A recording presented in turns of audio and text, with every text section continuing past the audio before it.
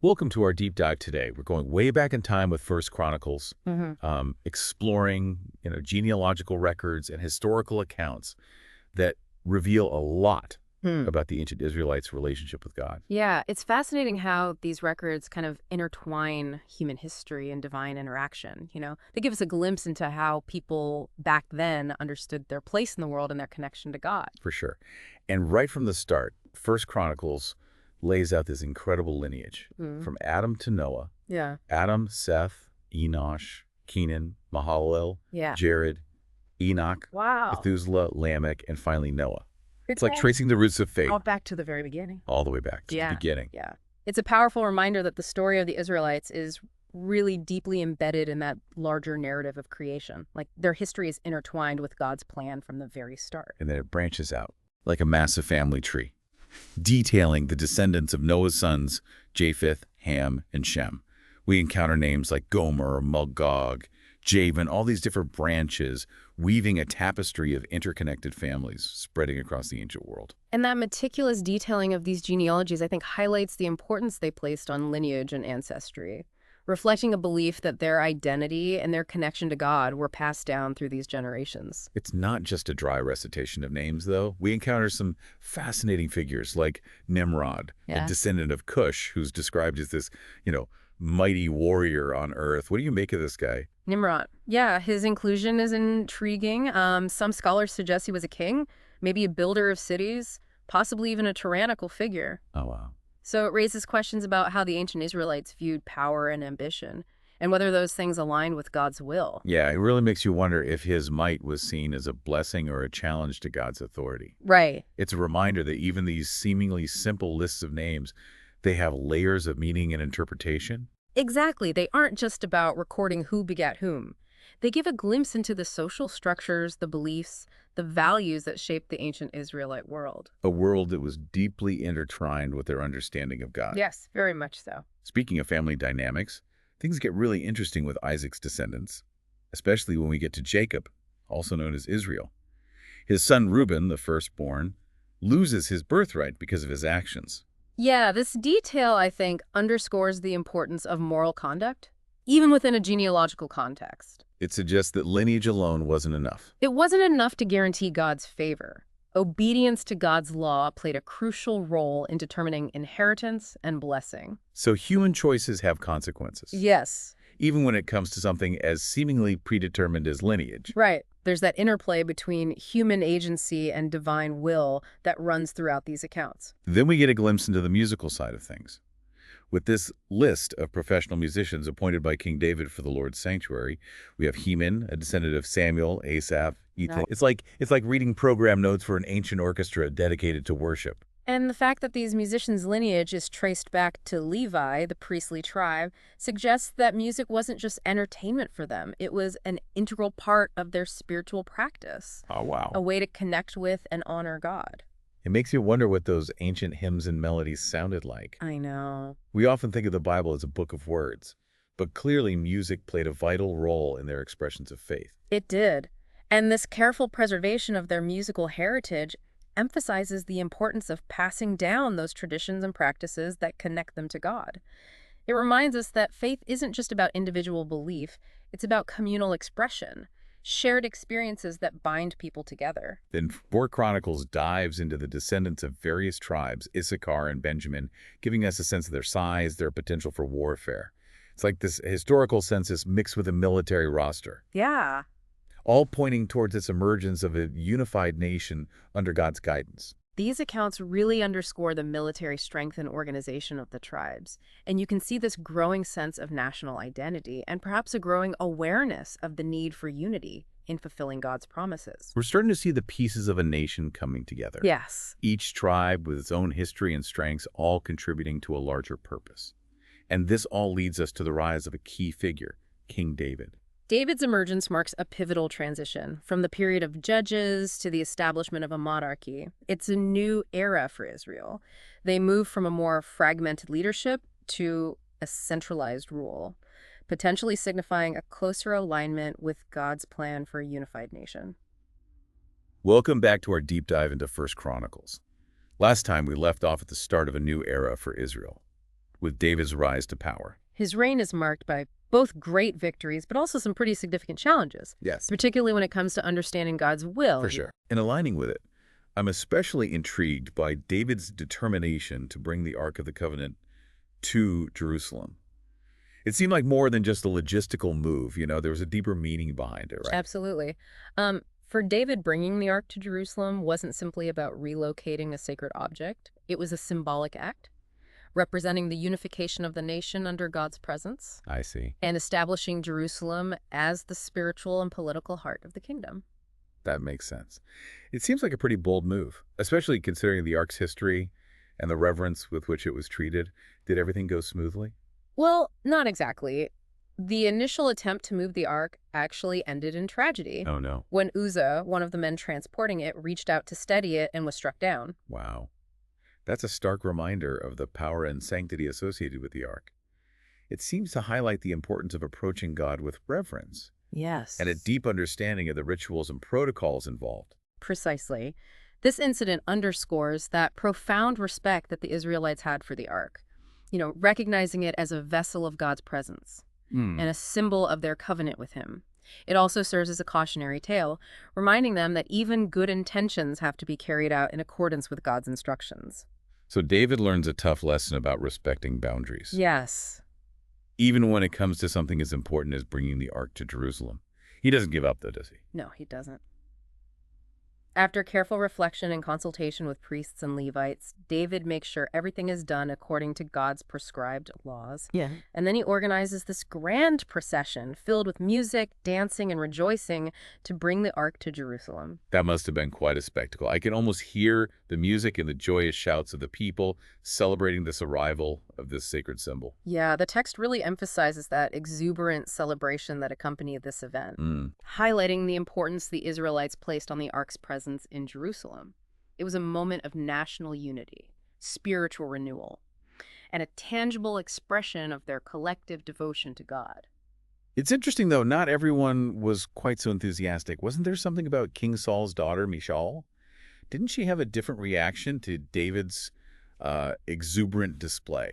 You're right. Michal was watching from a window. She sees David dancing and celebrating before the Ark, and she despised him in her heart.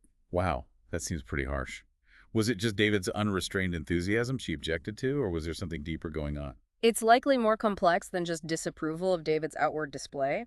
Remember, Michal grew up in Saul's household, where the relationship with God might have been perceived differently. Right. Her reaction could reflect a clash of values and perspectives, highlighting the challenges David faced in unifying a nation with diverse interpretations of faith and leadership. That's a good point. It's a reminder that even within a community that's bound by shared faith, there can be differences in how that faith is expressed and understood. Absolutely. So the Ark is finally in Jerusalem, housed in this tent. David prepared for it. But what about David's ambition to build a permanent dwelling place for God? Did that ever come to fruition? Well, while David's heart was set on building this magnificent temple for the Lord, God, speaking through the prophet Nathan, reveals that it's not David's role to build this temple. It seems like another example of God's plans not always aligning with human desires, even those driven by good intentions. Why wasn't David allowed to build the temple? Did he do something wrong? Well, God acknowledges David's devotion and his desire, but explains that because David is a warrior king with blood on his hands, it's going to be his son Solomon, Okay. a man of peace who will build the temple. It's interesting that the construction of the temple, a house of peace and prayer, was entrusted to someone who embodies those qualities. Yes. It suggests that the act of building a sacred space requires a certain purity of heart and intention. Exactly. This decision emphasizes that symbolic nature of the temple, representing not just a physical structure, but a state of peace and spiritual purity that aligns with God's will. So David might have been disappointed, but he didn't just abandon the project altogether. No, not at all.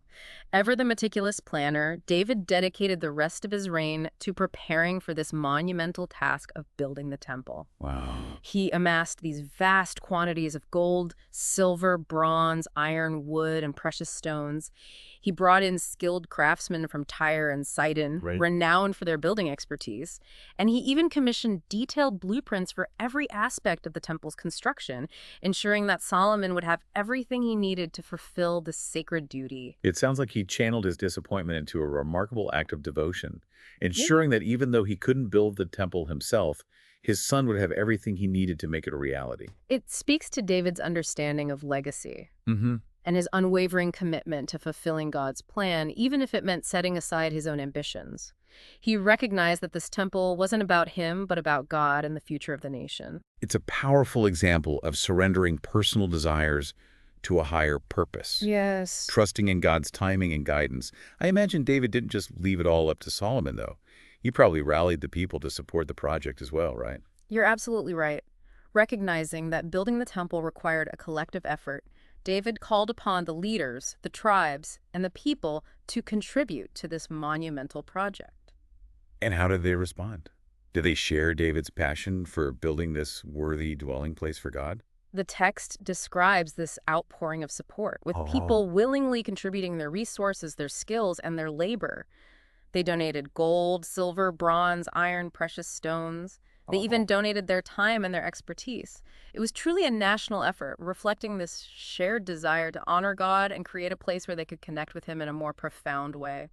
It's inspiring to imagine that collective energy and devotion that must have fueled this project. Everyone coming together, united in their desire to build a dwelling place worthy of God's presence. This collective effort really underscores the importance of the temple as a symbol of national unity. And a testament to their faith. It wasn't just about bricks and mortar. It was about their relationship with God, their shared history, and their hopes for the future, creating a tangible expression of their covenant with God, a place where they could come together to worship, seek guidance, and offer their gratitude. It's like this giant puzzle coming together, with each piece representing a different aspect of their society, all contributing to this monumental expression of devotion. And amidst all this preparation and planning, David takes a moment to reflect on it all, doesn't he? He does. In this really moving address to the people, David offers a prayer of thanksgiving and praise to God, acknowledging that all they have, all they've accomplished, comes from God's grace. He expresses gratitude for the opportunity to contribute to the building of the temple, but he also emphasizes that true wealth lies in their relationship with God. A relationship built on faith, obedience, and a willingness to serve. It's a powerful message that goes beyond just the temple construction, Yeah. reminding us that even a king's power and wealth are ultimately gifts from God, Yes. and that the most enduring treasures are found in a life dedicated to serving a higher purpose. Exactly. And in his final words to Solomon and the people, David urges them to be strong, to be courageous, and above all, to be faithful to God. He's passing on more than just blueprints and building materials. It's a legacy. It is a legacy of faith, a charge to uphold their covenant with God and build a future grounded in devotion and righteousness. It's a powerful reminder that true leadership isn't just about building structures or amassing power. It's about inspiring others to live lives of purpose and meaning, guided by faith and a commitment to something greater than themselves. Absolutely. This concluding scene perfectly sets the stage for the next chapter in Israel's history, the reign of Solomon and the construction of the temple. Yeah. Welcome back to our deep dive into 1 Chronicles. We've journeyed from Adam to Noah, witnessed David's rise, and seen all those preparations for the temple. Now it's Solomon's time to shine. Yeah, it really is the culmination of everything. All those resources, the plans, those collective hopes, and Solomon creates this temple, and it's just breathtaking. The text really goes all out on the details. Massive stones, intricately carved cedar wood, gleaming bronze, gold everywhere. Solomon held nothing back. This was more than just a building, right? It was a statement. It definitely was. But even beyond the sheer scale of it, the design, it reflects this deep understanding of their covenant with God. How so? Well, the layout with the outer court, then the holy place, and that innermost holy of holies, each space represented a different level of sanctity, a closeness to God's presence. So it's like every architectural choice had this symbolic meaning behind it, reinforcing their relationship with God. It's not just about beauty, but reflecting their faith. Exactly. And at the heart of it all, in the most sacred chamber, the Holy of Holies, there it was, the Ark of the Covenant. The very same ark David brought to Jerusalem with all that care and ceremony. I can only imagine that feeling, bringing the ark to its final resting place. This permanent dwelling for God's presence among his people must have been incredibly spiritual. The text talks about this solemn procession, priests carefully carrying the ark into the Holy of Holies, hymns, trumpets. And as the ark is placed, a cloud representing God's glory filled the temple. Gives me chills just thinking about it. That moment of divine acceptance, God's presence descending, what a powerful symbol of their covenant and relationship. It really marks a new era for Israel. Jerusalem solidified as the religious center, a place where heaven and earth seemed to meet. And Solomon didn't miss the chance to celebrate, did he? You sure didn't. A dedication ceremony lasting weeks, sacrifices, hymns, dancing, people from all over, even neighboring nations came to witness it. It was a national celebration unlike any other, a testament to how important the temple was and their relationship with God. And at the heart of it, there's Solomon, delivering this heartfelt prayer of dedication. I bet it was a humbling moment, acknowledging even this magnificent temple couldn't truly contain God's greatness. Absolutely. Solomon's prayer emphasized that true value wasn't in the grandeur, but the spirit of worship it embodied, the commitment to serving God, recognizing his sovereignty. So the temple stood for generations as the center of their religious life. Pilgrimage, sacrifice, prayer, national gatherings. But even more, it was a symbol of their covenant with God, that constant reminder of their identity, their place in his plan. It's a powerful legacy that still inspires us today, that human desire to create spaces connecting us to something greater, whether through architecture, music, ritual, or just a shared sense of devotion. As we wrap up this deep dive into Forged Chronicles, I'm struck by how much these stories, even from thousands of years ago, still resonate. We've seen ambition, devotion, obedience, disappointment, but ultimately, this profound sense of purpose, of connection to something bigger than ourselves. That's the beauty of exploring these ancient texts. They offer a window into the human heart, the search for meaning, the enduring power of faith. Who knows what you'll uncover when you explore the narratives and histories shaping your own life and beliefs. Happy exploring.